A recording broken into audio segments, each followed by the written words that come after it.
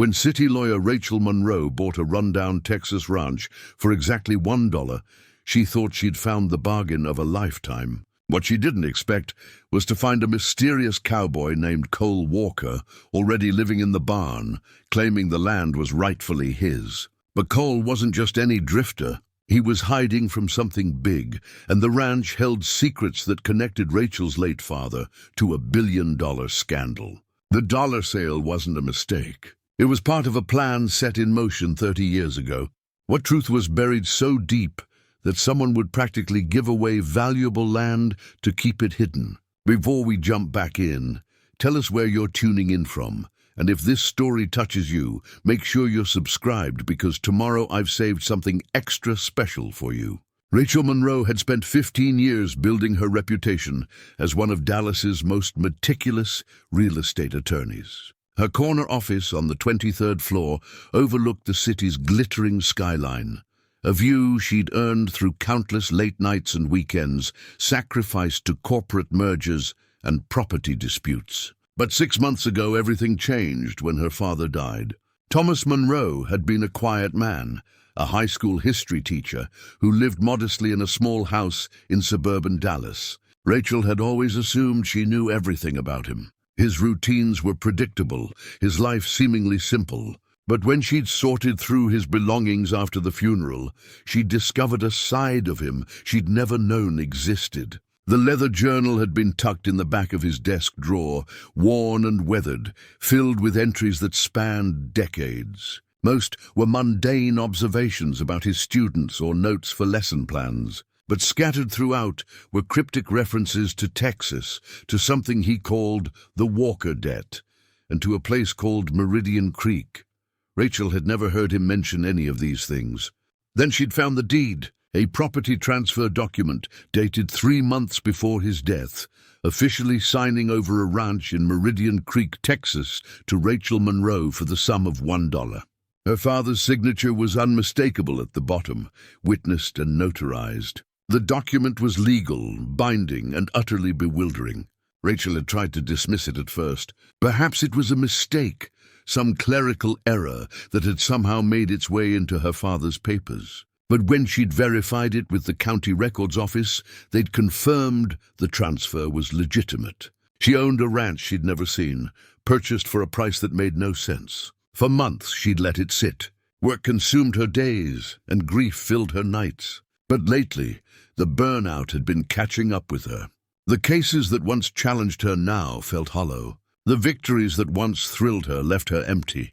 She'd started wondering if there was more to life than billable hours and client portfolios. Her best friend and paralegal, Maya Rodriguez, had noticed the change. Over lunch 3 days ago, Maya had been direct in the way only a 15-year friendship allowed. "You need a break, Rachel. A real one. Not a long weekend where you check your email every hour." Maya had paused, studying her. "What about that ranch? The mysterious $1 property your dad left you?" Rachel had laughed it off, but the idea had taken root.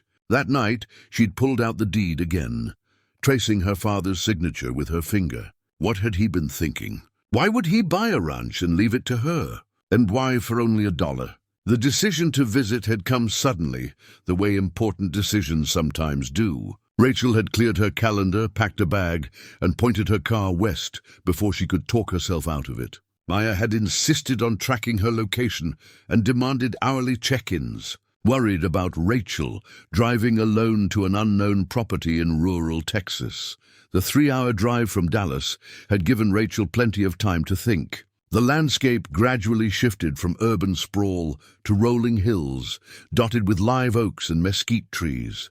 She'd rolled down the window somewhere past Fort Worth, letting the warm October air fill the car. It smelled different out here, clean and dusty at the same time, carrying hints of dried grass and distant cattle. Meridian Creek turned out to be barely a town at all. A single main street housed a gas station, a diner, a feed store, and what might have been a post office. Population 847, according to the weathered sign at the town limits. Rachel had stopped for directions at the gas station, where an elderly attendant had squinted at the address she'd written down. "Old Walker Place," he'd said, nodding slowly. Haven't heard anyone mention that property in years. You buying it? Already did, Rachel had replied, and the man's eyebrows had risen in surprise before he'd given her detailed directions involving landmarks rather than street names. The ranch sat another 15 minutes outside town, down a dirt road that tested her sedan's suspension. When she'd finally pulled up to the property, her first thought had been that someone had made a terrible mistake. This couldn't possibly be worth even $1. The house was a single-story structure that might have been white once, but had faded to a dingy grey. The porch sagged in the middle, and several shutters hung at odd angles. Weeds had overtaken what might have been a garden, and the fence line was broken in so many places it served no practical purpose. Beyond the house stood a barn, its red paint peeling, but its structure seemingly sound. Rachel had sat in her car for a long moment, taking it all in. Her father had been a practical man. He wouldn't have purchased this property even for $1 without a reason. But what reason could possibly make sense? She'd finally climbed out, her city shoes crunching on the gravel drive. The late afternoon sun cast long shadows across the property, painting everything in shades of gold and amber. Despite the obvious neglect, there was something peaceful about the place, something that made her understand why people chose this kind of life. The porch steps creaked under her weight, but they held. Rachel tested the front door and found it unlocked, which should have concerned her but somehow didn't.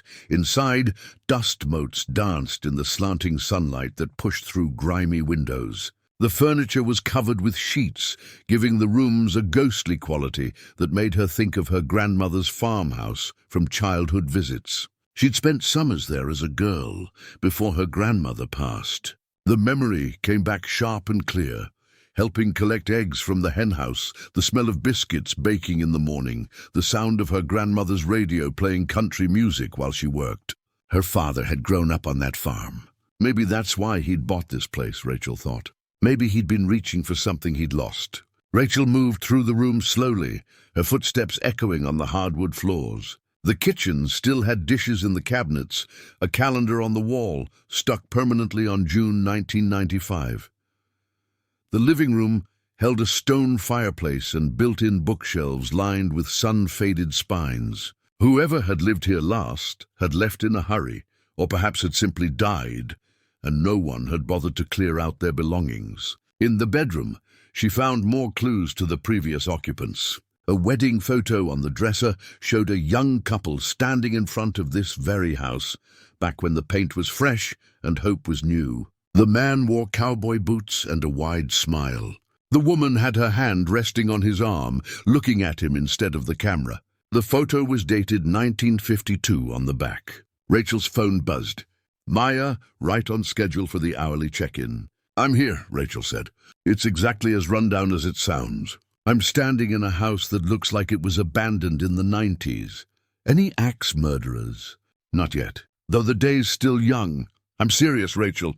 You're in the middle of nowhere, alone, in a property with a sketchy history. At least tell me you're not staying the night." Rachel looked around the dusty bedroom. The sensible thing would be to drive back to Dallas, maybe spend the night in Fort Worth, but something about this place called to her. Some connection to her father she couldn't yet name.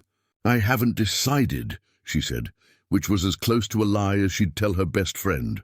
After ending the call, Rachel continued her exploration. The back door led to a small yard, beyond which lay what might have once been pasture land. The barn loomed to her left, its large doors slightly ajar. She could see through the gap that the interior was dark, shadowed. The sun was beginning its descent toward the horizon, painting the Texas sky in shades of orange and pink that seemed impossible in the city. Rachel stood in the backyard, breathing in air that tasted of sage and dust, feeling something inside her chest loosen for the first time in months. Out here, the relentless pressure of her career felt distant, almost imaginary. She noticed details she would have missed in her usual hurried state. Fresh tire tracks in the dirt near the barn, too recent to have been made by the previous owners decades ago. A coffee cup sitting on a fence post, still containing a small amount of liquid. And now that she looked more carefully, smoke residue on the ground near the barn entrance, as if someone had recently had a fire. Rachel's pulse quickened. Someone had been here. Someone might still be here. Her first instinct was to call the sheriff, but she hesitated. What would she say? That she owned a property she'd never visited and was surprised to find signs of habitation. In rural Texas, squatters' rights were complicated. If someone had been living here long enough, they might have a legal claim she'd need to navigate carefully. Her lawyer's mind took over, cataloging evidence and considering approaches. She should document everything, take photos, establish a timeline. But underneath the professional analysis, a simpler emotion stirred: curiosity. Who would be living in a barn on abandoned property, and why? The barn doors were old, hanging on hinges that squeaked when Rachel pulled them open wider. The sound echoed in the evening quiet, loud enough to announce her presence to anyone inside. She paused at the threshold, letting her eyes adjust to the dimness. The interior was surprisingly organized. Tools hung neatly on the walls, and the concrete floor had been swept clean. In one corner, she could make out what looked like a camping setup: a sleeping bag on a cot, a small propane stove, a duffel bag. Someone was definitely living here, and they'd been here long enough to establish a routine. Looking for something? Rachel spun around, her heart hammering. A man stood in the doorway she'd just entered, backlit by the setting sun, so she couldn't make out his features clearly. He was tall, broad-shouldered, and utterly still in a way that suggested complete control of the situation. "This is my property," Rachel said. Grateful, her voice came out steady, despite the adrenaline flooding her system. "I should be asking you that question." The man stepped forward into the barn, and Rachel got her first clear look at him. He appeared to be in his early 40s, with dark hair that needed a cut and several days' worth of beard shadowing his jaw. His clothes were work-worn: jeans, a flannel shirt with the sleeves rolled up, boots that had seen serious use. But his eyes caught her attention most. They were a striking blue-gray, intelligent and wary, the eyes of someone who'd learned to be careful. "Your property," the man repeated, and something in his tone suggested he found the claim questionable. "And you'd be?" "Rachel Monroe. I have the deed." "Who are you, and what are you doing living in my barn?" "Cole Walker." He crossed his arms, studying her with an intensity that made Rachel want to step back, though she held her ground. "And this isn't your barn. My family has owned this land for 70 years. Rachel's mind raced through the implications. Walker, the same name that appeared in her father's journal entries. In those cryptic references she hadn't understood. The coincidence was too significant to ignore. "If your family owns it, why are you living in a barn instead of the house?" she challenged. "Because I only got here 3 months ago, and the house needs work I haven't had time to do yet." Cole's expression remained neutral, but Rachel detected defensiveness underneath. "I've been focused on keeping the barn weatherproof and making sure the well pump still works." 3 months, Rachel said slowly. "The property transferred to me 4 months ago, which means you're trespassing, or you're the trespasser. Depends on whose paperwork is legitimate." The standoff stretched between them, neither willing to concede. Rachel noticed details about him that didn't fit the squatter narrative. His boots were expensive, custom-made if she wasn't mistaken. The watch on his wrist was a Rolex, though he'd made some effort to hide it under his sleeve. And his speech patterns were educated, his grammar precise. This wasn't a drifter who'd stumbled onto abandoned property. "I think we need to compare documents," Rachel said finally, falling back on the practical approach that served her well in negotiations. "I have my deed in the car. Do you have proof of your family's ownership?" Cole regarded her for a long moment, then nodded. "In the house. There's a filing cabinet in the back bedroom. I found the original deed when I arrived." They walked to the house in tense silence, the last light of day fading into dusk. Rachel retrieved her folder from the car, while Cole disappeared into the bedroom. When they reconvened in the living room, Rachel pulled back one of the dust-covered sheets to reveal a worn sofa, and they sat at opposite ends, like adversaries preparing for battle. Cole's document was indeed old, the paper yellowed and fragile. It dated back to 1955, showing the property transfer from the previous owner to James Walker. The description matched the current property boundaries, and the signatures looked authentic to Rachel's trained eye. "James Walker was your father?" she asked. "Yes." Cole's jaw tightened slightly. "He died 10 years ago. I'm his only son. This land should have come to me." Rachel laid out her own document, watching Cole's expression as he read it. His eyes widened slightly when he reached the purchase price. $1, Cole said quietly. "Your father bought this property for $1. According to the document, yes. Though I'll admit that raised questions for me too. When did he die?" "Your father." The personal question caught Rachel off guard. 6 months ago, why?" Cole leaned back against the sofa, his expression difficult to read in the gathering darkness. Rachel reached over and switched on a lamp, surprised when it actually worked. The warm light revealed a man who looked suddenly tired, as if some internal battle had just exhausted him. "This sale happened 3 months before he died," Cole observed. "He knew he was running out of time." "How could you possibly know that?" "Because no one sells property for $1 unless they're trying to accomplish something specific. And the timing suggests urgency."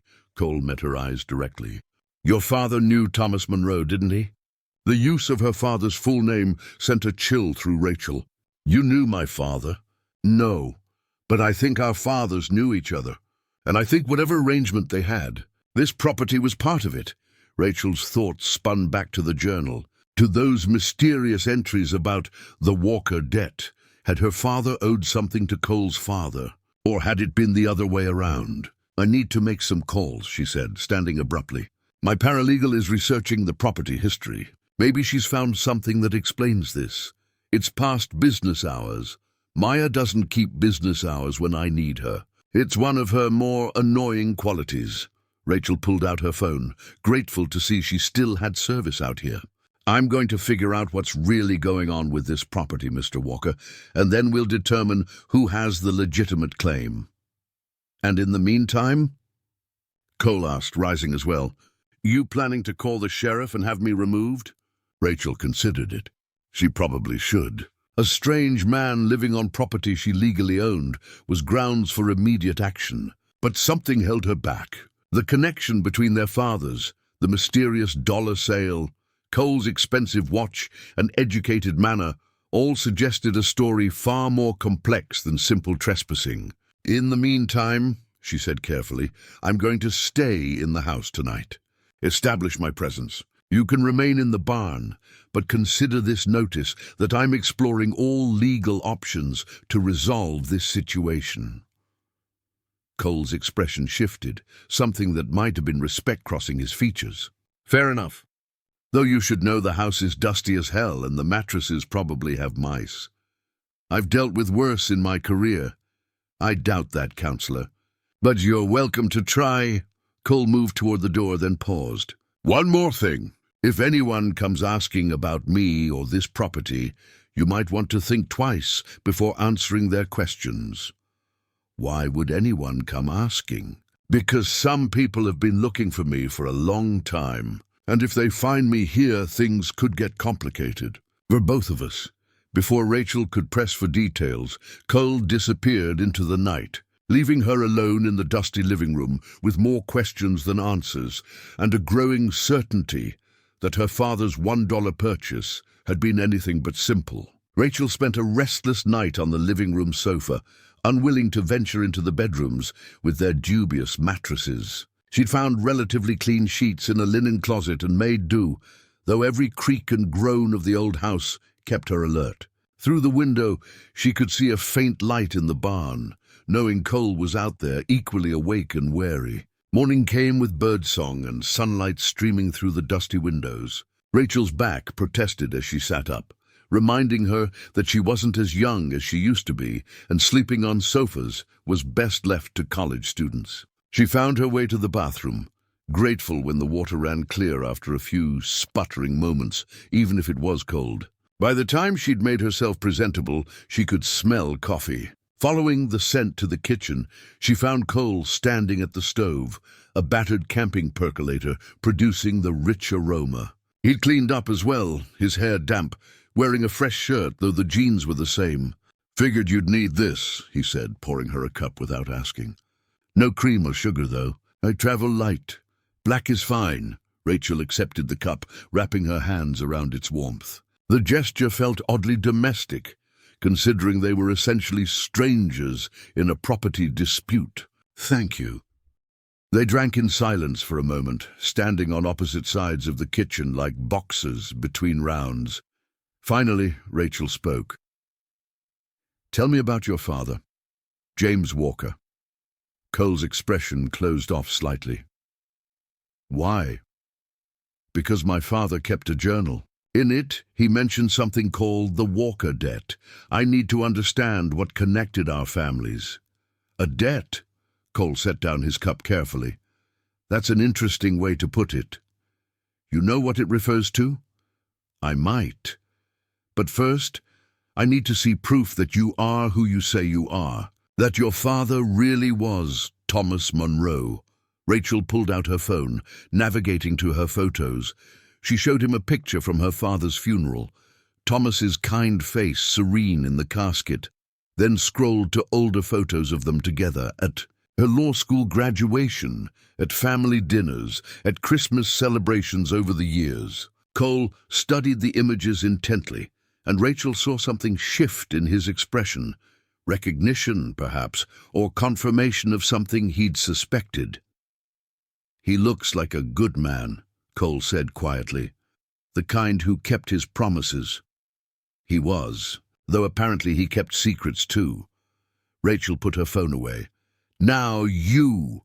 Show me proof you're really James Walker's son." Cole disappeared into the barn and returned with a wallet. From it, he extracted a driver's license, an old library, a card from a Fort Worth library, and a faded photograph of a young boy standing next to a tall man in front of this very ranch house.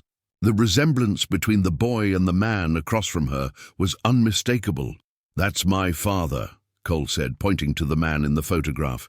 "Taken in 1990 when I was 12. This ranch was everything to him. He'd inherited it from his father, planned to pass it down to me someday." What happened? Life happened. Economics happened. The cattle business got hard in the 90s, and my father made some choices he thought would save the place. Cole's voice carried the weight of old pain. Instead, those choices cost him everything. Rachel thought about her father's journal entries, the dates that aligned with Cole's timeline, and my father was involved in those choices somehow. I think so, though I don't know the details. My father didn't talk much about his business dealings, especially not with a kid. Cole returned the items to his wallet. "When I came back here 3 months ago, I found some paperwork in that filing cabinet. Financial records, letters, contracts. Your father's name appeared in several of them." "Can I see those documents?" Cole hesitated, then nodded. "Give me a minute." While he retrieved the papers, Rachel called Maya. Her friend answered on the second ring, sounding alert despite the early hour. "Please tell me you survived the night without incident." "Define incident." "I found someone living in the barn who claims he owns the property." "Rachel," Maya's voice sharpened with concern, "tell me you called the sheriff." "Not yet. It's complicated, Maya. His father and my father knew each other. There's history here I need to understand before I take legal action." "History doesn't give him squatter's rights. You have the deed. So does he, an older one, showing his family purchased the land in 1955. Maya was quiet for a moment. "That is complicated. What do you need from me?" "Everything you can find about James Walker and this property. Financial. Records, tax documents, any transfers of ownership between 1955 and when my father bought it. Also, see if you can find any connection between Thomas Monroe and James Walker in public records." "On it. But Rachel, be careful. You don't know this man." "I know, but my instincts say he's not dangerous, just desperate." After ending the call, Rachel found Cole returning with a cardboard box filled with manila folders. He set it on the kitchen table, dust rising from the movement. "Everything I found is in here. Most of it doesn't make much sense to me. I'm a rancher, not a lawyer." Rachel opened the first folder and began examining its contents. Financial. Statements from the early 90s showed the ranch operating at a loss for several consecutive years. Letters from the bank threatened foreclosure. Then, in 1994, a document that made her pause. It was a loan agreement between James Walker and Thomas Monroe. Her father had loaned Cole's father $50,000 with the ranch as collateral. The terms were generous, the interest rate minimal, almost as if her father had been trying to help rather than profit. "Did your father repay this loan?" Rachel asked. Cole looked at the document, his jaw tightening. "I don't know. I was away at college by then. My father told me things were getting better, that he'd found a solution. I assumed he meant the ranch was profitable again." Rachel continued through the papers, finding more pieces of the puzzle. In 1995, another document showed the ranch's ownership transferring to a holding company. The holding company was called Meridian Trust Holdings, a name that meant nothing to Rachel, but the transfer date caught her attention. June 15th, 1995. Just 1 month after the final loan payment was supposedly due to her father. "Do you know anything about Meridian Trust Holdings?" she asked Cole. He shook his head. "Never heard of it. Is it important?" "Potentially. Your family's ranch was transferred to this company, which suggests either a sale or foreclosure. But if it was foreclosure, it should have gone to my father since he held the loan." Rachel kept digging through the documents, her trained eye catching inconsistencies and gaps. There were property tax payments made by Meridian Trust Holdings through 2000, then nothing, as if the company had simply abandoned the property and walked away. Then she found it, a single sheet of paper, folded and tucked into the back of a folder, as if someone had wanted to hide it, but couldn't bring themselves to destroy it. It was a handwritten note, dated June 1994, in her father's distinctive script. "James," it read, "I know you're a proud man, but pride won't save your land or protect your boy. Take the loan. When the time comes, we'll make sure Cole gets what's rightfully his. You have my word, and you know what that's worth. Your friend, Tom." Rachel's hands trembled slightly as she held the note. Her father's words revealed a friendship she'd never known about, a promise that apparently spanned decades. Cole leaned over to read it, his expression shifting from guarded to something softer, more vulnerable. "Your father called mine a friend," Cole said quietly. "That means something. My dad didn't have many friends, especially not toward the end." "What happened to him? You said he died 10 years ago." Cole was silent for a long moment, staring at the note, as if it held answers to questions he'd been asking for years. When he finally spoke, his voice was careful, measured. "Car accident, single vehicle, late at night on a county road. The sheriff ruled it an accident, said he'd been drinking. But my father rarely drank, and he knew those roads like the back of his hand." "You think it wasn't an accident?" "I think there were people who wanted him gone, people who benefited from his death." Cole met her eyes, and Rachel saw anger there, banked but burning. "And I think it had something to do with this ranch, and whatever was buried here worth killing for." The words hung in the air between them, transforming the nature of their situation from a property dispute into something potentially dangerous. Rachel thought about Cole's warning from the night before, about people looking for him. "Who's looking for you, Cole, and why?" Before he could answer, both their phones buzzed simultaneously. Rachel glanced at hers and saw a text from Maya. "Call me now. Found something major." Cole was reading his own phone, his face going pale. "We have a problem." "What kind of problem?" He turned his phone to show her a news alert. The headline read, "Walker Oil announces legal action to reclaim family properties." Rachel's mind raced.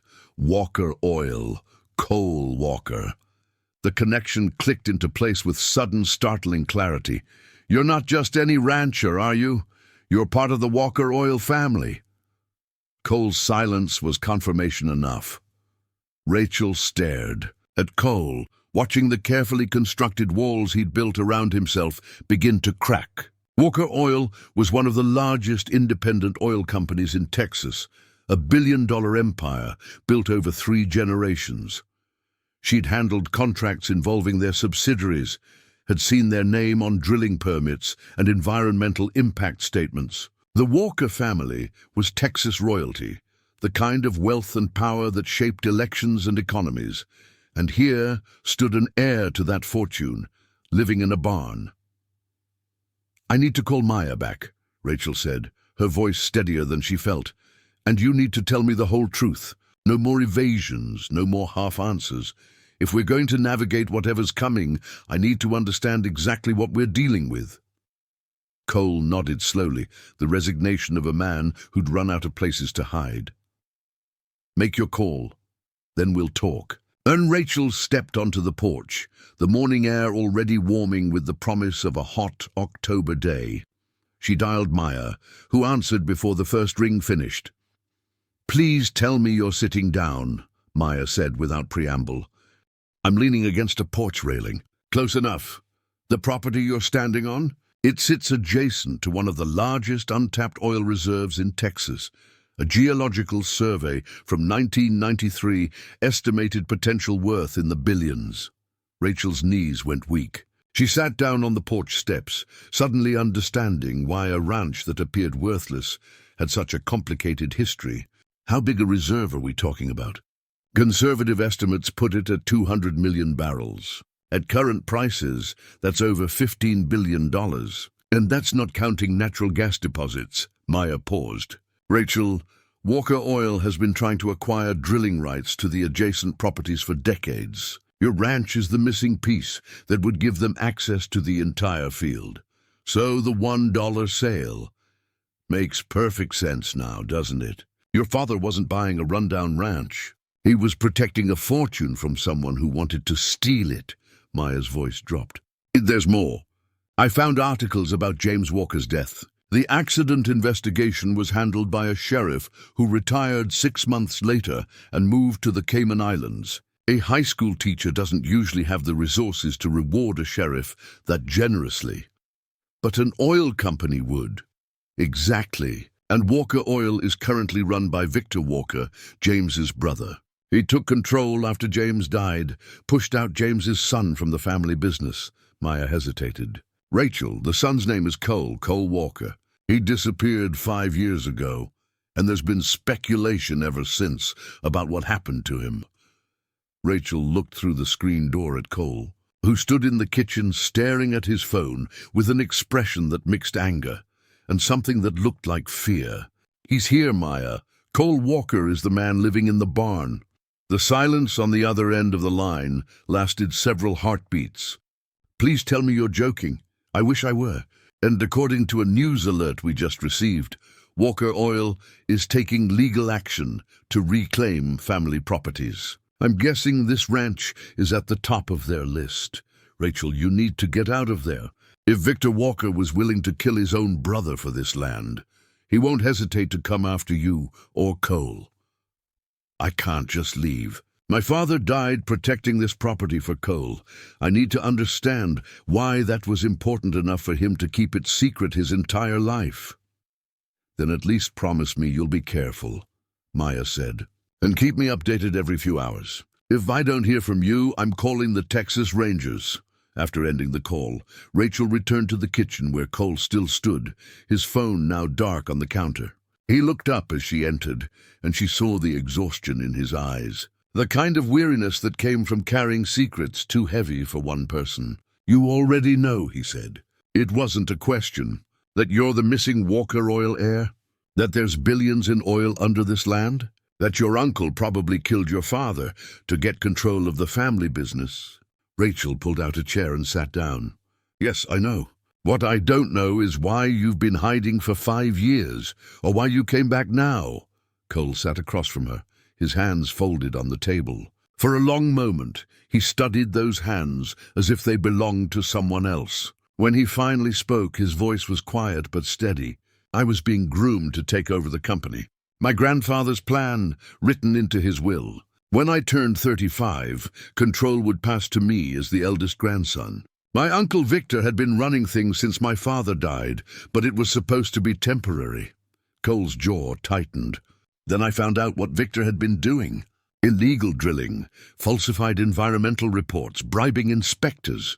He'd turned Walker Oil into everything my grandfather would have hated. Why didn't you go to the authorities?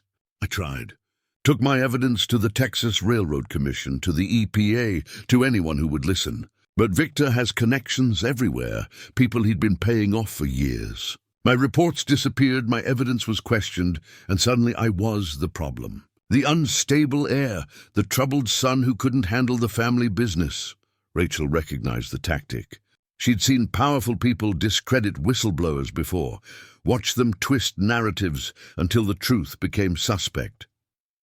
So you left. I had to. Victor made it clear that if I pushed harder, I'd end up like my father. Car accidents are so common on Texas roads, he said. So I disappeared, changed my name, worked ranches across 3 states, kept moving. Cole met her eyes. Until 3 months ago, when I learned that this property still existed in a legal gray area. I thought if I could establish residency, prove my father's rightful ownership, I might have leverage to expose Victor, and then my father's death triggered the $1 sale. And I showed up with a legitimate claim. Yeah, that complicated things. A ghost of a smile touched Cole's lips. Though I'm starting to think your father planned it that way. Force us to work together, maybe. Rachel considered the possibility. Her father had been a teacher, someone who believed in the power of education and understanding. Perhaps he'd known that neither she nor Cole could solve this alone, that they'd need each other's strengths to face what was coming. The news alert, she said. Walker Oil taking legal action. That's your uncle making his move. He knows I'm alive. Probably has known for a while, just been waiting to see where I'd surface. Cole stood and walked to the window, looking out toward the barn. Now that I'm here, he'll come for the property and try to finish what he started with my father. Not if we move first. I'm a real estate lawyer, Cole. This is what I do. We build an ironclad case, establish your rightful claim through your father's original ownership, and we expose Victor's criminal activities in the process.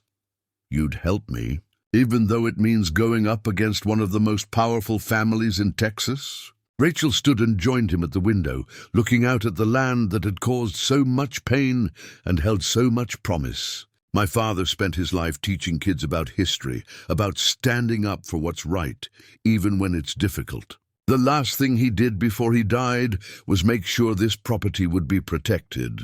I think I owe it to him to see that through. It's dangerous. Victor doesn't play fair. Neither do I when someone threatens what I'm protecting. Rachel turned to face him. But I need complete honesty from here on. No more secrets, no more holding back. If we're going to do this, we're partners. Agreed. Cole extended his hand. Agreed. His handshake was firm, calloused from ranch work, and Rachel felt the significance of the moment. They were committing to something that would likely upend both their lives, facing an adversary with unlimited resources and a proven willingness to kill. But standing there in the morning light, with her father's promise between them, it felt like the only choice that made sense. They spent the rest of the morning organizing documents and building a timeline. Rachel set up a proper workspace at the kitchen table, her laptop open, papers spread across every surface. Cole provided context for the financial records, explaining the ranch's history and his family's business dealings. Around noon, Rachel discovered something that made her pause. A photograph tucked into one of the folders, faded and creased from age. It showed 2 young men standing in front of this ranch house, arms around each other's shoulders, grinning at the camera. The date on the back read July 1985. "That's my father," Cole said, looking over her shoulder. "And that's Thomas Monroe. Your dad." Rachel studied her father's face, so much younger but unmistakably him. He looked happy in a way she rarely remembered seeing, relaxed and genuine. Next to him, James Walker had the same easy confidence, the look of a man who believed good things were coming. "They were close," she said softly. "Real friends, not just business acquaintances. Must have been. My father kept that photo in his wallet until he died. I found it among his personal effects." Cole's voice carried old grief. He didn't have many friends. Most people wanted something from him once they knew about the oil money. But I remember him mentioning someone named Tom a few times when I was a kid. Said Tom was the only person who'd ever loaned him money without expecting anything back. Rachel thought about her father's modest teacher's salary, about the $50,000 he'd somehow scraped together to loan a rancher he'd befriended. That would have been a significant sum for him, possibly everything he'd saved. But he'd done it anyway, because that's who Thomas Monroe had been. A man who helped his friends. "Your father paid him back eventually," she said, finding the loan repayment records. "Took him 3 years, but he repaid every penny with interest." Quiet, thoughtful. He could sit with a book for hours and never say a word. But when he did speak, people listened because they knew he'd considered his words carefully. Rachel smiled at the memory. He taught history like it was a conversation across time. Made his students feel like they were part of something bigger than themselves. Sounds like a good man. He was. I just wish I'd asked him more questions when I had the chance. About his past, about Texas, about whatever brought him to know your father. Rachel traced a pattern on the table with her finger. Now all I have are fragments and mysteries. They cleaned up together, falling into an easy domestic rhythm that felt both natural and surprising. Cole washed dishes in the old farmhouse sink while Rachel dried and put them away in cabinets she was learning to navigate. Through the window above the sink, the barn stood silhouetted against the starlit sky. "I should probably head back out there," Cole said, but he didn't move toward the door. "You could stay in the house? There are bedrooms, and the mattresses can't be worse than a sleeping bag on a cot. Trying to civilize me, counselor? Trying to make practical use of available resources." Rachel hung up the dish towel. "Besides, if Victor's people show up, we're better off together than separated." Cole nodded slowly. "You make a good point. Though I'm warning you now, I wake up early. Years of ranch work will do that. I'm usually up by 6 anyway. We'll call it even." That night, Rachel lay in one of the bedrooms she'd cleaned earlier, listening to the old house settle around her. Down the hall, she could hear Cole moving around in another room, the sounds of someone trying to get comfortable in an unfamiliar space. It was strange having him in the house, but also comforting. She wasn't alone out here anymore. The next morning arrived with birdsong and pale light filtering through dusty curtains.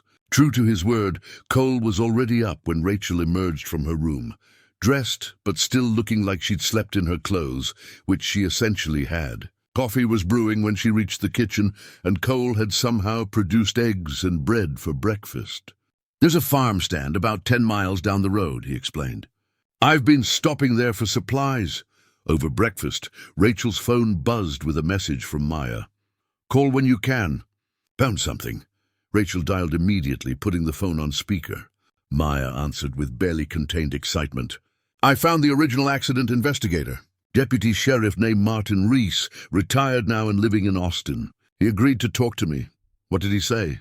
"That the accident never sat right with him. James Walker's car went off the road on a straight stretch. No reason for it. The toxicology showed alcohol, but Reese said something about the blood draw bothered him. Timing was off, procedures weren't followed properly." Cole leaned forward. "Did he report his concerns?" "He tried, but his sheriff shut him down hard, told him to close the case as accidental. 2 months later, that sheriff retired wealthy. Reese said he couldn't prove anything, but he's carried the guilt for 10 years. Is he willing to testify to that?" Rachel asked. "He said if it meant bringing down Victor Walker, he'd testify to whatever we needed. He's been waiting for someone to ask the right questions." Rachel met Cole's eyes across the table. "That's our leverage. A law enforcement officer willing to state publicly that the investigation was compromised. It's not enough by itself," Cole said. "Victor will discredit him, call him a disgruntled former employee. No, but combined with everything else, it starts building a pattern. Corruption, murder, cover-ups." Rachel's mind was already working through the strategy. We need more, though. We need the financial records showing how Victor benefited from your father's death. I have those, Cole said quietly. Some of them, anyway. When I left, I copied files from the company servers. Financial statements, internal memos, emails discussing the illegal drilling operations. I've been carrying them on encrypted drives for 5 years. Where are they?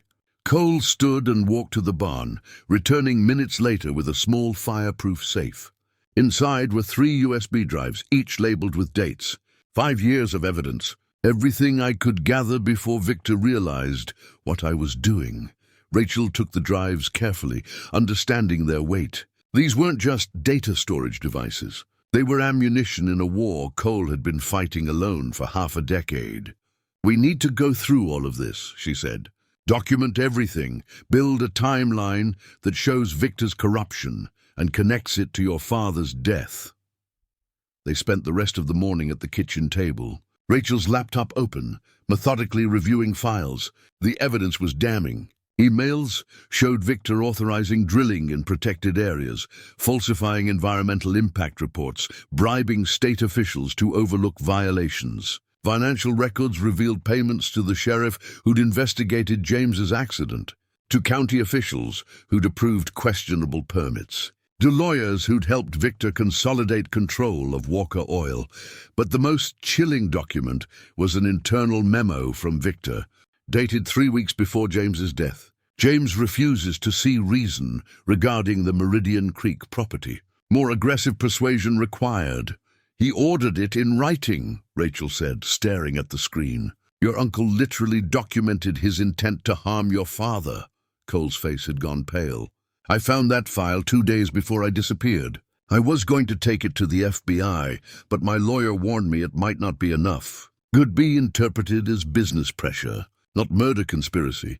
Combined with the suspicious accident investigation, though, it establishes motive and opportunity. Rachel saved the file to her own computer. We're building a case, Cole, a real one. Maya called again that afternoon with more information. She tracked down the medical examiner who'd performed James Walker's autopsy. He'd retired to Colorado, but he remembered the case clearly. He said the injuries were consistent with a high-speed crash, but there was bruising on James's wrists that suggested restraints, Maya reported. Like someone had held his arms. He noted it in his report, but the sheriff dismissed it as occurring during the accident itself.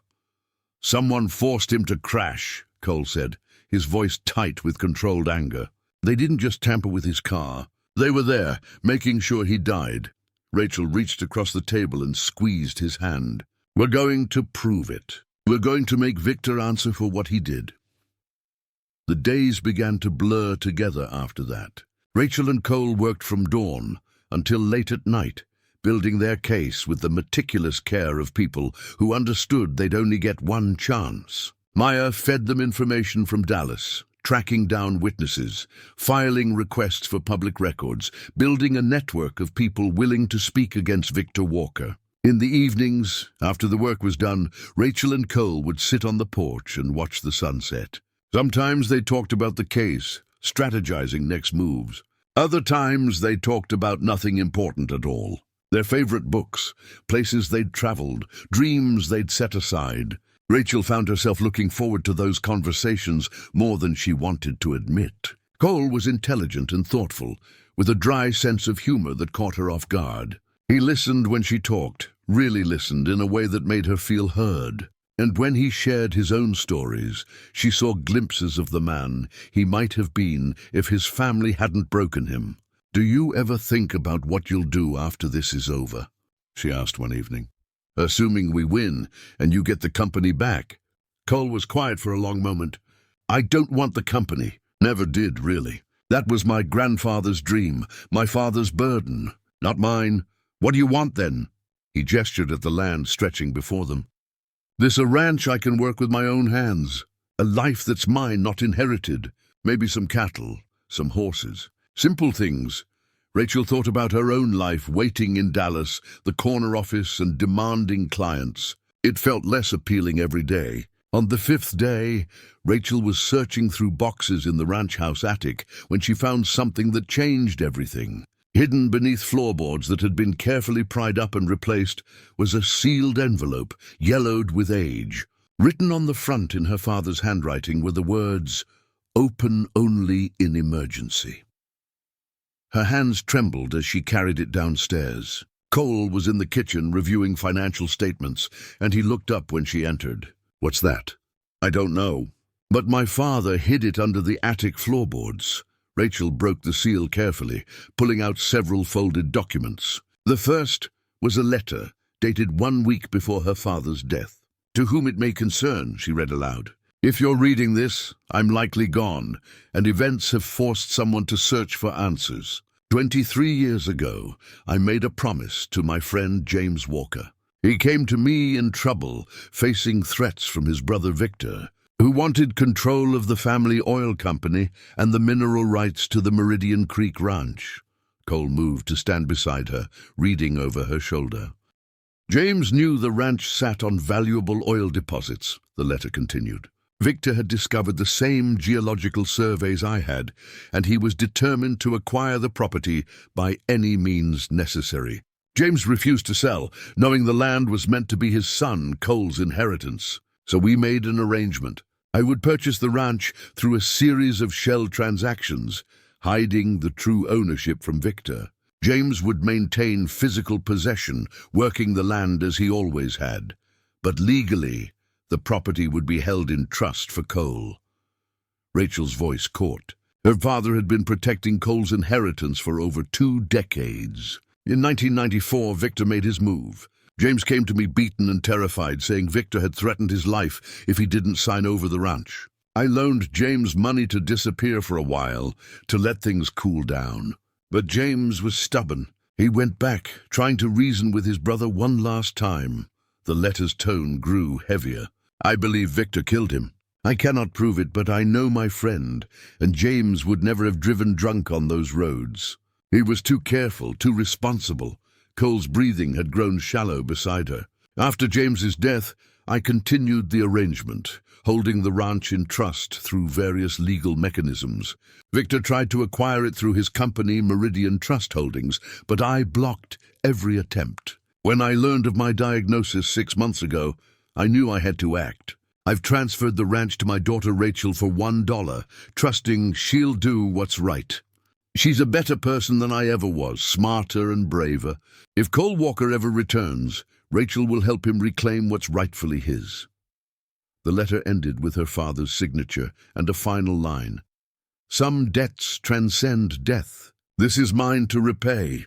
Rachel felt tears sliding down her cheeks. Her father had carried this secret for 23 years, protecting a promise to a dead friend, preparing for a moment he knew would come after he was gone. Cole's hand found hers, his grip tight. "Your father was an extraordinary man. He never told me, never hinted at any of it. He was protecting you. If you'd known, Victor might have come after you, too." Cole's voice was rough with emotion. "Thomas gave up a normal life to honor a promise. That's rare. That's real integrity." Rachel wiped her eyes and continued examining the envelope's contents. There were more documents. The original survey showing the oil deposits, correspondence between her father and James, detailing their arrangement.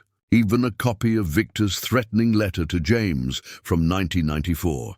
"This is it," she said, her legal mind reasserting itself despite the emotional turmoil. "This is the proof we needed. My father documented everything, created a paper trail that connects Victor's threats to James's death to his attempts to steal the ranch." "It's dated a week before Thomas died," Cole observed. "He knew his time was running out, and he made sure the truth would survive him." Rachel carefully gathered the documents. "We need to get these to Maya immediately. This changes everything." Rachel was photographing the documents when headlights swept across the window. It was nearly midnight and they weren't expecting anyone. Cole moved to the window immediately, his body tense. "We should have heard a car coming up the drive," he said quietly. "Whoever that is, they approached with their lights off until the last moment." Rachel's heart hammered as she quickly gathered the documents. "Victor's people? Maybe, or the sheriff? Either way, not good." Cole turned to her. "There's a cellar entrance in the pantry. Take the documents and my evidence drives. Hide there until you know it's safe. I'm not leaving you alone. Rachel, if Victor sent people to remove me, you being here just gives them another target, please." The authority in his voice, combined with the very real fear in his eyes, made Rachel move. She grabbed the documents and the fireproof safe with the drives, hurrying to the pantry. The cellar door was hidden behind shelves, just as Cole had said. She climbed down the narrow stairs into darkness, pulling the door closed above her. Through the floorboards, she heard the front door open, heard Cole's voice, calm and steady. "Can I help you?" Then a woman's voice, cultured and urgent. "Oh, Cole, thank God. We don't have much time." Rachel's tension eased slightly. Not Victor's men, then. But who? Emma? Cole's voice carried shock and joy. "What are you doing here?" "Saving your stubborn hide, hopefully. Victor knows you're here. He's known for 3 days, ever since the property transfer hit his monitoring alerts. He's sending people tomorrow, a whole team with lawyers and private security. They're going to force you off the property, possibly arrest you for trespassing." Rachel climbed back up from the cellar, documents still in hand. When she emerged into the kitchen, she found Cole embracing a woman who looked like she'd stepped out of a corporate boardroom. Mid-30s, dark hair in a sleek bob, wearing an expensive suit despite the late hour. This was Emma Walker. Emma's eyes found Rachel immediately, assessing her with the quick intelligence of someone used to reading people. "You must be Rachel Monroe, Thomas's daughter." "Yes, how did you know?" "Because I've been tracking the property for 5 years, waiting for Cole to make his move. When the $1 sale went through to a Rachel Monroe, I did my research." Emma's expression softened. "Your father was a good man. He helped my father when no one else would." Cole released his sister, holding her at arm's length to look at her. "How did you get away?" "Victor watches you constantly. Told him I was flying to Houston for a meeting. Instead, I drove here. I have maybe 6 hours before he realizes I'm not where I'm supposed to be." Emma pulled a USB drive from her purse. "I brought you something. Security footage from Walker Oil headquarters the night Dad died." The room went silent. Rachel watched Cole's face drain of color. "You found it," he whispered. "After all these years? I've been searching the company's archive servers for months." Victor thought he'd deleted it, but our IT department keeps redundant backups. "I finally found the right one last week." Emma's jaw tightened. "It's bad, Cole, worse than we thought." She pulled out her laptop, connecting the USB drive. The three of them gathered around the kitchen table as Emma pulled up the video file. The timestamp read March 15th, 2015, 9:47 p.m. The footage showed an office, clearly Victor's based on the nameplate visible on the desk. James Walker sat in a chair across from Victor, who stood with his back to the camera. Even without audio, the body language was clear. James was defensive, his hands raised in a placating gesture. Victor's posture was aggressive, leaning forward. Emma turned up the volume, and suddenly they could hear the conversation. "You're making a mistake, James. This ranch is worth billions, and you're letting sentiment cloud your judgment." James's voice was tired but firm. "It's not sentiment, Victor. It's Cole's inheritance, his future. I won't sign it over to the company. Cole doesn't want the ranch. He wants the oil business, wants to follow in grandfather's footsteps, give him stock options, a vice presidency. But the land belongs to Walker Oil. No, the land stays in the family, separate from the company. That was always the deal." Victor's hand slammed on the desk, making James flinch. "There is no deal anymore. I run this company now. I make the decisions, and I'm telling you, either you sign over the mineral rights or there will be consequences." "Are you threatening me?" "I'm being realistic. Accidents happen, James, especially to people who don't cooperate." The footage showed James standing abruptly. "You'd threaten your own brother."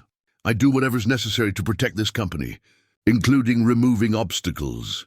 Victor moved closer to James, his voice dropping to a menacing whisper that the microphone barely caught. "You have 48 hours. Sign the papers or I'll make sure Cole inherits nothing but your debts and a headstone to visit."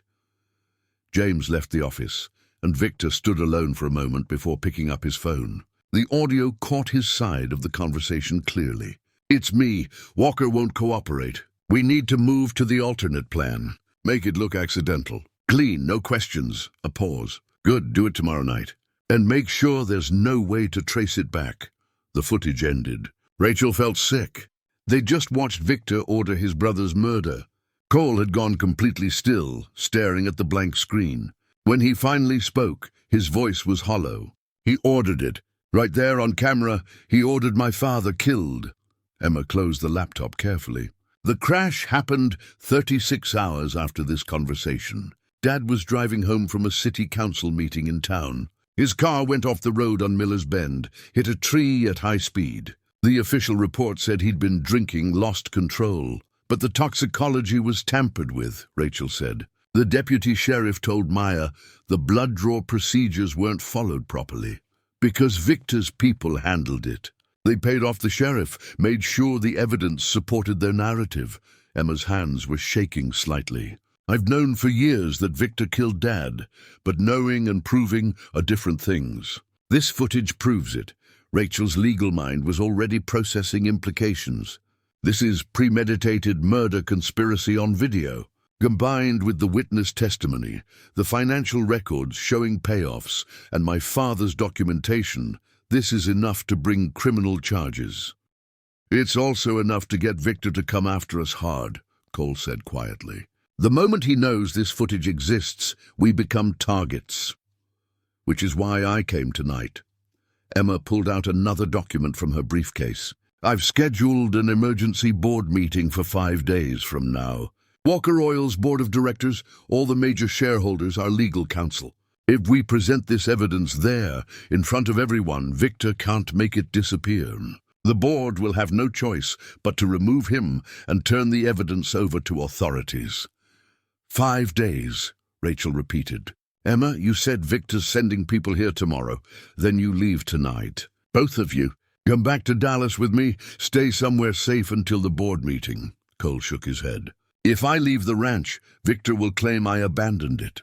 He'll have squatters removed, establish his own people here, and by the time we prove our case, he'll have torn this place apart looking for leverage. He's right, Rachel said. We need to maintain physical possession. It's the strongest part of our legal claim. Then I'll stay too, Emma said. 3 of us are harder to intimidate than 1. Emma, no. You need to get back before Victor realizes you're gone. If he suspects you're helping me, he'll freeze you out of the company, and you won't be able to call that board meeting. Emma's frustration was evident, but she nodded reluctantly. Then promise me you'll be careful. Victor has killed before. He won't hesitate to do it again. Emma left just before dawn, her taillights disappearing down the dirt road.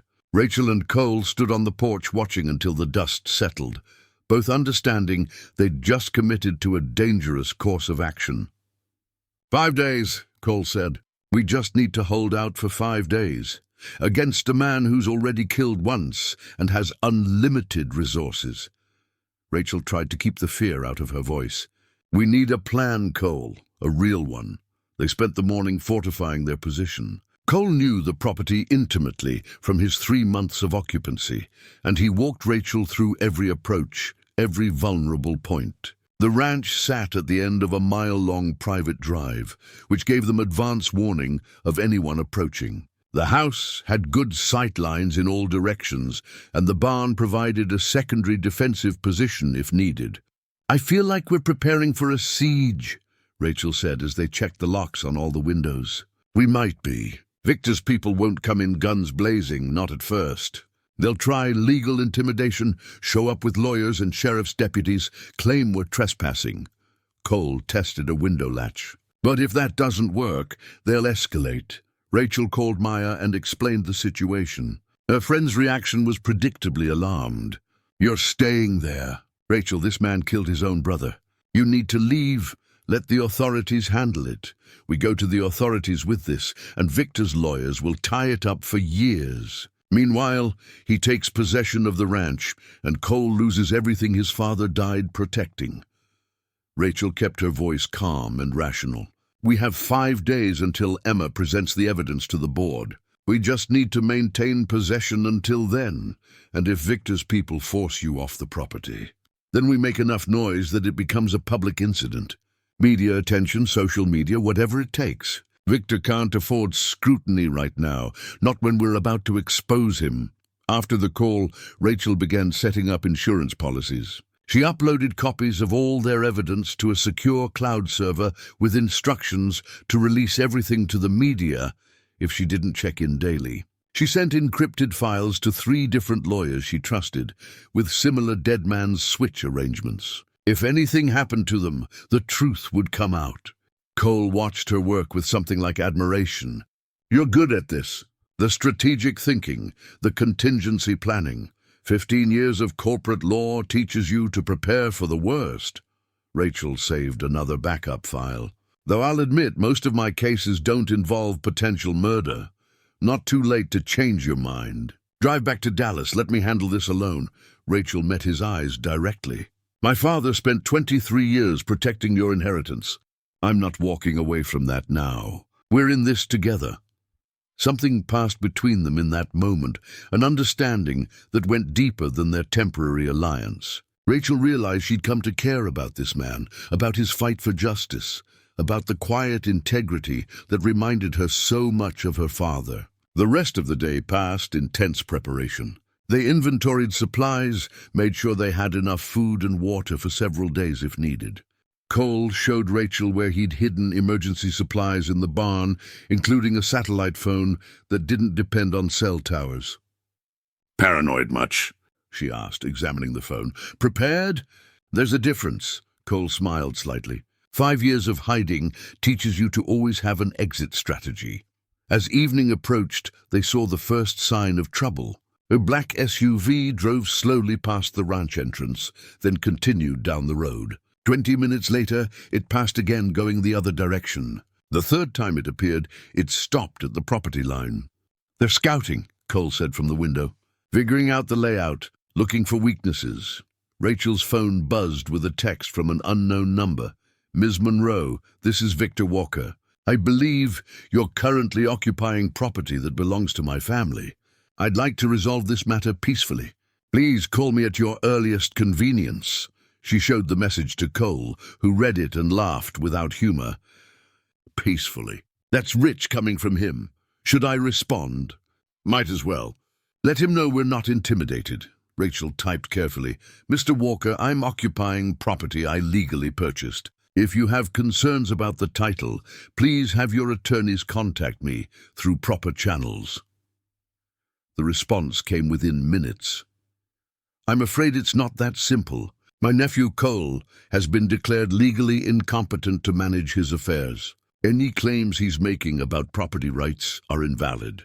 I'm asking you, as a fellow attorney, to understand the situation and vacate the premises before this becomes complicated."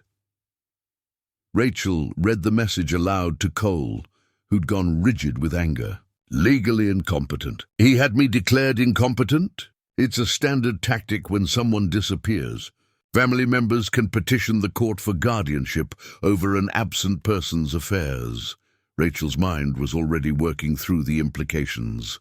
"But it also means Victor's been planning for your return. He's had legal groundwork in place for years. Can he use that to force us off the property?" "He can try. But you're clearly competent now, and we can challenge the declaration in court." Rachel typed another response. "Mr. Walker, if Cole Walker wishes to contest any legal declarations made in his absence, that's his right. As his attorney, I'll be filing the appropriate motions. Until then, we're not vacating."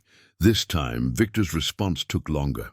When it came, the tone had shifted from conciliatory to threatening.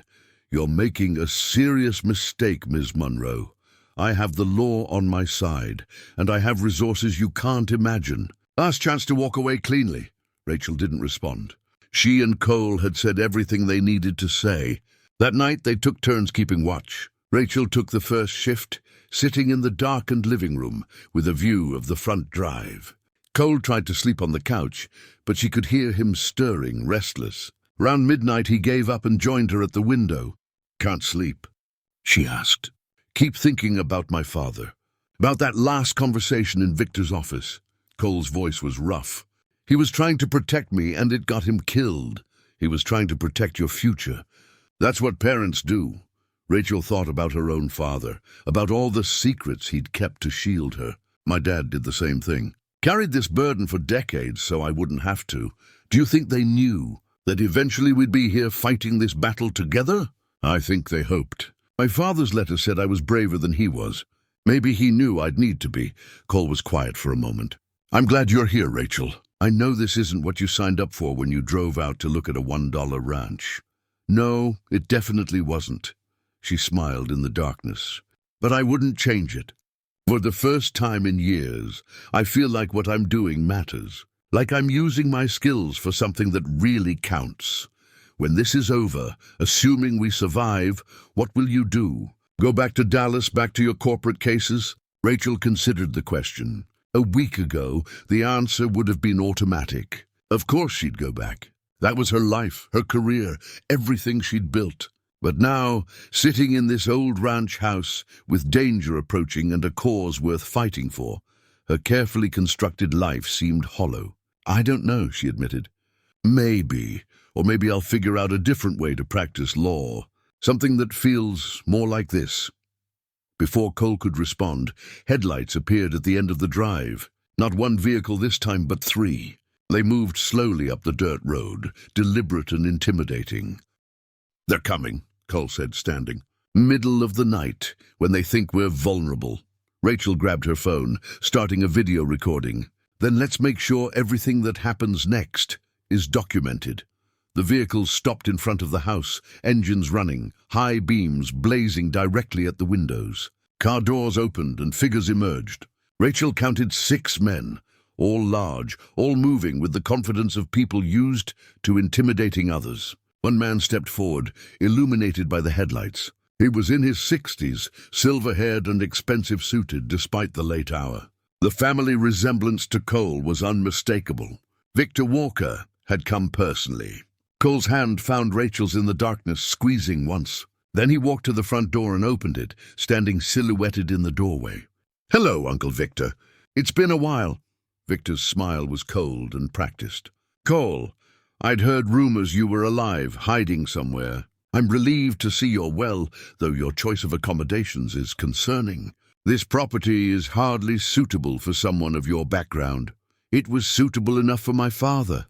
Cole's voice was steady, but Rachel could see the tension in his shoulders. "He loved this land, died protecting it. Your father had a tragic accident. Alcohol and grief are a dangerous combination." Victor's expression didn't change, but his eyes were calculating. "I've worried about you, Cole. Disappearing like that, no contact with family. The courts agreed you needed protection, which is why I was granted guardianship. Guardianship over someone you thought was dead, or might as well be. Convenient way to control my inheritance. Everything I've done has been to protect the family legacy, something you abandoned when you ran away." Victor's gaze shifted to Rachel, still visible in the doorway behind Cole. "Ms. Monroe, I presume. I'm disappointed you've chosen to involve yourself in a family matter. Surely as an attorney, you understand the legal complexities here." Rachel stepped forward, phone still recording. "I understand that I hold the legal deed to this property, purchased in good faith. I also understand that Cole Walker is clearly competent to manage his own affairs, which invalidates your guardianship claim. That will be for the courts to decide. In the meantime, I have a court order declaring this property abandoned and authorizing me to secure it on behalf of Walker Oil." Victor pulled a document from his jacket, holding it up. "I'm asking you both politely to vacate immediately. My security team will ensure the property is properly maintained until the legal issues are resolved." Cole laughed, a harsh sound. "You mean until you can tear it apart, looking for the evidence you know I have? The documents proving what you did to my father." Victor's mask slipped slightly, a flash of something dangerous crossing his face. "I did nothing to your father, except try to save him from his own poor decisions. If you're making accusations, Cole, you should be very careful. Defamation is a serious charge. So is murder." The word hung in the air between them. Victor's men shifted uneasily, hands moving toward concealed weapons. Rachel's heart hammered, but she kept her phone steady, recording every word. That's a very serious accusation, Victor said softly. One you can't possibly prove. Can't I? What if I told you I have security footage from your office the night before Dad died? The conversation where you threatened him, where you ordered someone to make it look accidental. Victor went very still. That footage doesn't exist. I had it deleted years ago. You had the primary files deleted, but backups exist in places you never thought to look. Cole's smile was grim.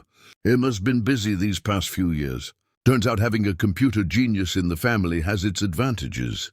For the first time, Victor's composure cracked completely. Emma wouldn't betray the family. She already has. And in 5 days, she's presenting everything we have to the Walker Oil Board of Directors. Every illegal drilling permit, every bribed official, every falsified report. But especially that security footage showing you ordering my father's murder. Victor's hand moved to his pocket, and immediately his security team tensed. Rachel saw guns appearing, the casual violence of men used to enforcing their employer's will. I wouldn't, she said loudly, making sure her phone captured everything. This entire conversation is being live-streamed to 3 different servers. Anything that happens here is being documented in real time. You shoot us, you'll be arrested before sunrise. It was a bluff. She was recording, not streaming. But Victor didn't know that, and the uncertainty made him hesitate. You're making a mistake, Victor said, his voice tight with barely controlled rage. Both of you. I built an empire from what my father started. I won't let it be destroyed by a coward who ran away and a lawyer with delusions of heroism. Then I guess we'll see you in court, Cole said, or at the board meeting. Either way, the truth is coming out. Victor stared at his nephew for a long moment, and Rachel saw something like respect flicker in his eyes. Then his expression hardened. You have 48 hours, Victor said finally. After that, I'll have the sheriff remove you by force, court order or not. And if you try to present that footage at any board meeting, I'll have every lawyer in Texas proving it's fabricated. You'll spend the rest of your lives fighting lawsuits. We'll take our chances, Cole said. Victor turned and walked back to his vehicle, his men following. But before getting in, he paused and looked back. Your father was weak, Cole. Sentimental. He could have been wealthy beyond measure, but he clung to this worthless piece of land out of misplaced pride. I gave him every opportunity to do the right thing. The right thing would have been letting him live. Cole's voice carried across the space between them. You killed your own brother for money. That's not strength, Uncle. That's cowardice. Victor's jaw tightened, but he said nothing more. The vehicles reversed down the drive, and within minutes the taillights disappeared into the night. Rachel finally lowered her phone, her hands shaking from adrenaline. That was incredibly dangerous. Had to be done. Had to let him know we're not backing down. Cole closed the door and leaned against it, the tension draining from his body. But you were brilliant with that live-streaming bluff. I saw his face. He believed it. Good thing he didn't call the bluff. We should actually set up a real live stream, just in case he comes back.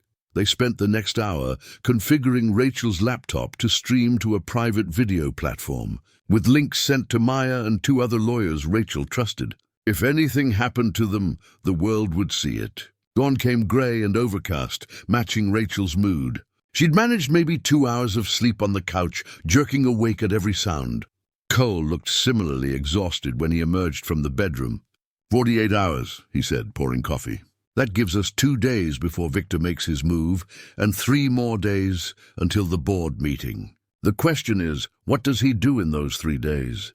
He'll try to discredit us, call us liars, claim the footage is fake, pressure Emma. Rachel accepted the coffee gratefully. We need to shore up our position. Get statements from everyone who's willing to talk. Create such a mountain of evidence that no one can dismiss it all as fabricated.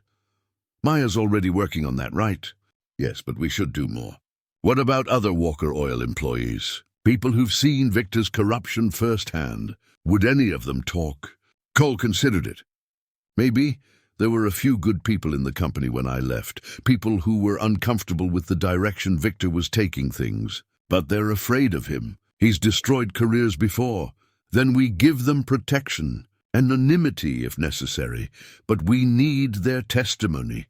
They made a list of potential witnesses, people Cole remembered as having integrity. Rachel started making calls, using her professional credentials to reach out, explaining the situation carefully. Some refused immediately, too frightened of Victor's reach. But others listened, and a few even agreed to provide written statements. By midday, they had affidavits from 3 former Walker Oil employees detailing environmental violations they'd witnessed. One was particularly damning, describing how Victor had ordered the dumping of toxic waste in protected wetlands, then threatened to fire anyone who reported it. "This is good," Rachel said, reviewing the documents. "Combined with everything else, it establishes a pattern of illegal activity and intimidation." Cole's phone rang. He glanced at the screen and his expression changed. "It's Emma," he answered on speaker. Everything okay?" "No." Emma's voice was tight with stress. "Victor knows I accessed the security footage. He confronted me this morning, accused me of betraying the family. He's threatening to have me removed from the board, cut off from all family assets. Did you admit anything?" "What?" "I told him I was researching the company's security protocols for a presentation. I don't think he believed me." Emma's voice wavered. "Cole, he's moving the board meeting up. Says he wants to address internal security concerns before discussing anything else. We have 24 hours instead of 5 days." Rachel and Cole exchanged glances. 24 hours changed everything. "Can you still present the evidence?" Cole asked his sister. "I don't know. Victor's watching me closely now. If I try to bring the footage to the meeting, he'll know. He might have me searched, confiscate any devices I'm carrying." Emma's frustration was evident. "We need another approach." Rachel's legal mind raced through options. "What if Cole presents it himself? He's a board member, isn't he? As your grandfather's heir." "Technically, yes. But Victor will argue that Cole's legally incompetent, that he has no standing to address the board. Then we force the issue publicly. We show up at that meeting with media in tow, with all our evidence ready to present. Victor can try to block us, but if there are cameras rolling, if reporters are asking questions, he can't silence us without looking guilty." Cole shook his head. "Victor owns half the media in Texas. He'll have them thrown out. Not if we go bigger than Texas media. National news, investigative journalists who've been waiting for a crack in the Walker Oil armor." Rachel was already pulling up contacts on her phone. "I know a producer at a major news network who specializes in corporate corruption. She's been looking for a story like this." "You'd go public?" "Before the board meeting?" Emma sounded uncertain. "That's risky. It tips our hand completely. Victor already knows what we have. He's moving the meeting up because he wants to get ahead of the story, control the narrative." Rachel's confidence was growing as the strategy crystallized. "We flip the script. We release enough information to make the board meeting mandatory viewing. Victor won't be able to shut it down without looking like he's hiding something." Cole stood and walked to the window, thinking. When he turned back, his expression was resolved. "Do it. Contact your journalist friend. But we need to move fast. If we're going public, it needs to be today, before Victor can prepare a counter-narrative." Rachel made the call. The producer, Jennifer Chen, answered immediately and listened with increasing excitement as Rachel outlined the story. A billionaire oil executive who murdered his brother, stole the company, and spent 10 years covering it up. An heir in hiding who'd gathered evidence of massive corruption. A showdown at a board meeting that would determine the fate of a Texas empire. "I can have a crew there in 4 hours, Jennifer said. "But Rachel, you need to understand what you're starting. Walker Oil will come after you with everything they have. Legally, financially, personally. Are you prepared for that?" Rachel looked at Cole, saw the hope and fear warring in his expression. Thought about her father, about 23 years of keeping promises to a dead friend. About the kind of lawyer she wanted to be when she looked back on her career. "Yes," she said, "we're prepared." The news crew arrived just before sunset, 2 vehicles carrying Jennifer Chen, a cameraman, and a sound technician. They set up in the ranch's living room, and Rachel walked them through the evidence methodically. The documents, the security footage, the witness statements, her father's letter detailing the decades-long conspiracy. Jennifer's eyes gleamed with the intensity of a journalist who knows she's found something significant. "This is extraordinary. When can we air it?" "Tonight. Before the board meeting tomorrow morning." Rachel glanced at Cole. "We need the story out there so Victor can't suppress it. I'll need to verify some of the claims, get statements from other sources. But yes, we can have a piece ready for the evening news." Jennifer turned to Cole. "Mr. Walker, are you willing to go on camera? Tell your story in your own words?" Cole hesitated. For 5 years, he'd lived in hiding, avoiding cameras and public attention. Going on national television meant giving up that anonymity forever, painting a target on his back that would never go away. But it also meant his father's killer would finally face justice. "Yes," he said. "I'll do it." They filmed for 2 hours, Cole speaking directly to the camera about his father's death, his discovery of Victor's corruption, his years in hiding. Rachel provided legal context, explaining the property dispute and her father's role. Jennifer's questions were sharp and probing, but fair, giving them both space to tell their story fully. The story aired at 10 o'clock that night. Rachel and Cole watched from the ranch house as Jennifer Chen's report unfolded on the screen. The anchor's introduction was stark. A Texas oil dynasty accused of murder, corruption, and a decades-long cover-up. Tonight, exclusive evidence that could bring down one of the state's most powerful families. The segment was devastating. Jennifer had woven together all their evidence into a narrative that was both compelling and damning. The security footage of Victor ordering the hit on James played in full, his voice clear and unmistakable. Former employees described the culture of intimidation and illegal practices. Deputy Sheriff Reese spoke about the suspicious accident investigation. And Cole, sitting in the same living room where they now watched, told the story of a son who'd lost his father to greed and spent 5 years gathering the courage to seek justice. Rachel's phone started ringing before the segment even ended. Maya, celebrating from Dallas. Other lawyers Rachel knew, offering support and legal assistance. Even a few reporters requesting follow-up interviews. But the call that mattered most came 20 minutes after the broadcast ended. Emma, her voice shaking with emotion and relief. "It's done," she said. "The story's everywhere. Social media is exploding. Victor's been calling me non-stop, but I'm not answering. The board has already issued a statement saying they're conducting an emergency investigation. What about tomorrow's meeting?" Cole asked. "Still happening, but now it's going to be about what action to take against Victor, not about silencing me. You changed the entire dynamic by going public first." Emma paused. "I'm proud of you, Cole. Dad would be too." Cole's eyes were wet when he ended the call. Rachel reached across the couch and took his hand, squeezing gently. "You did it," she said. "You kept your promise to your father. We did it. I couldn't have gotten here without you, without your father protecting this place." Cole looked around the living room, at the home his father had loved. "It's strange. I spent 5 years running, hiding, afraid, and it turns out all I needed to do was come back to where it started."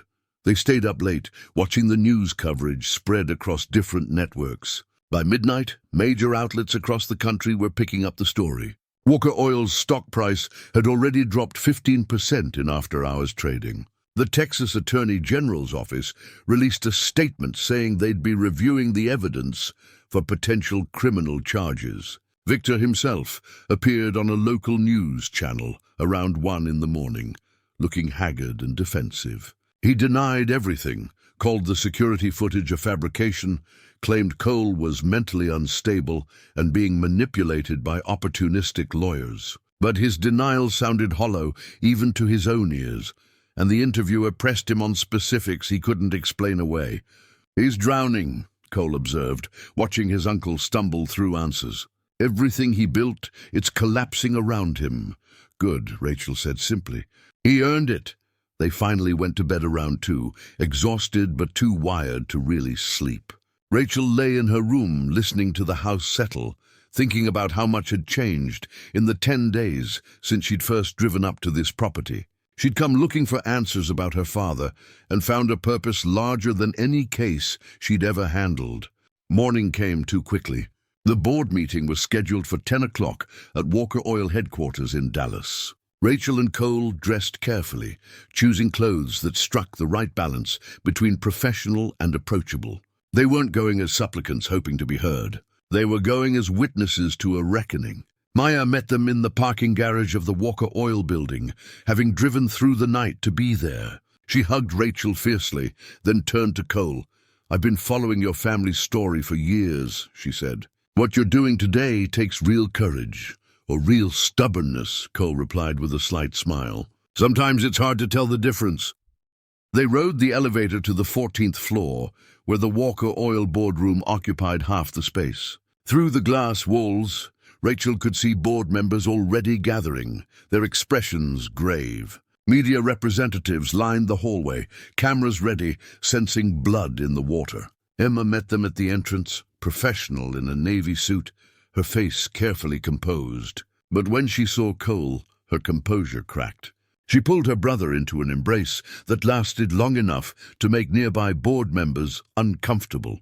"Ready?" she whispered. "As I'll ever be," Cole said. Together, they walked into the boardroom, where Victor Walker sat at the head of the table, his empire crumbling around him. The boardroom fell silent as Cole entered. Every eye turned to him, measuring the heir who'd vanished 5 years ago and now returned to claim his legacy. Victor's expression was carefully neutral, but Rachel could see the tension in his shoulders, the way his hands gripped the armrests of his chair. The board chairman, an elderly man named Harrison Webb, who'd known Cole's grandfather, stood and extended his hand. "Cole Walker, we weren't sure we'd ever see you again." "I wasn't sure I'd survive long enough to come back," Cole said evenly. "But some debts can't be left unpaid." The meeting proceeded with formal efficiency. Harrison Webb outlined the purpose: to review allegations of criminal conduct by Victor Walker and determine appropriate action. Emma presented the security footage, and the room watched in stunned silence as Victor's voice condemned him. Financial documents showed the pattern of corruption, the bribes, the environmental violations. Deputy Sheriff Reese testified via video conference, describing the pressure he'd faced to close James Walker's accident investigation prematurely.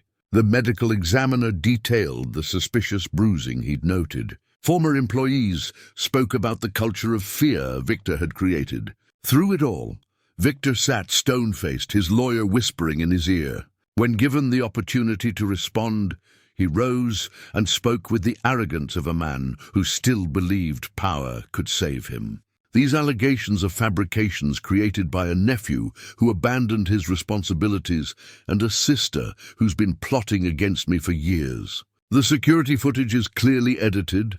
The witnesses are disgruntled former employees seeking revenge. I've spent 10 years building this company into what it is today. Everything I've done has been for Walker Oil, for this family. Cole stood to respond. His voice was calm, carrying the weight of 5 years of preparation for this moment. "You killed my father because he wouldn't give you what you wanted. You had him murdered on a dark road and called it an accident. For 10 years, I've lived with that knowledge, gathering evidence, waiting for the day I could stand in a room like this and tell the truth." Cole's eyes swept the board members. "My grandfather built this company on integrity. My father tried to preserve that legacy. Victor destroyed it for profit. The question before you isn't whether I'm telling the truth. The evidence proves that beyond doubt. The question is whether Walker Oil will continue to be run by a murderer." The vote, when it came, was unanimous. Victor Walker was removed as CEO, stripped of his board position, and barred from any future involvement with Walker Oil. The board announced they'd be cooperating fully with criminal investigations and implementing immediate reforms to company practices. Victor left the boardroom without a word, his lawyer trailing behind. As he passed Cole, their eyes met for a brief moment. Rachel saw no remorse there, no acknowledgement of wrongdoing, only rage at being outmaneuvered. 2 weeks later, Rachel stood on the ranch porch, watching the sunset paint the Texas sky in shades of gold and crimson. The property was officially hers now, the legal challenges resolved in her favor. But she'd already made her decision about what to do with it. Cole emerged from the house carrying 2 glasses of iced tea, a ritual they'd fallen into during the weeks of testimony and depositions that followed the board meeting. He'd been offered the CEO position at Walker Oil, but had declined, recommending instead a reform-minded executive from outside the family. Emma had been elected to the board, tasked with overseeing the company's transformation. "Maya called," Cole said, settling into the chair beside her. "The district attorney filed formal charges against Victor this morning. Murder conspiracy, obstruction of justice, bribery, environmental crimes. They're talking about 20 years minimum." "Good," Rachel sipped her tea. "Though no sentence will bring your father back." "No, but it honors his memory. That matters." Cole was quiet for a moment. "I've been thinking about your father too, about what he sacrificed to keep this promise. He could have walked away, let my family's problems be our own. But he didn't. That's who he was. Someone who kept his word even when it cost him." They sat in comfortable silence, watching the day fade into evening. The ranch had become something neither of them expected.